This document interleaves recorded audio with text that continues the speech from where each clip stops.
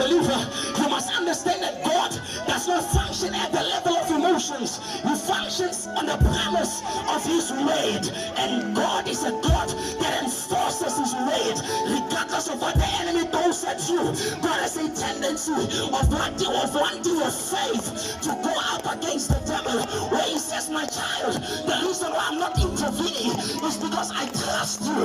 It's because I know that you are the keeper of my word. So keep my word. I know the enemy has you on a hot spot, but keep the word. Keep the word. Keep the word. And in the midst of the problem, you feel neglected. You feel like God is not there. Even Jesus, at the point of his human nature, the Bible says he felt so man of himself, and he asked God a question, Father, why have you forsaken me? But after reconciling himself to his spirit nature, he said, Father, forgive them. And that is just a revelation of saying, but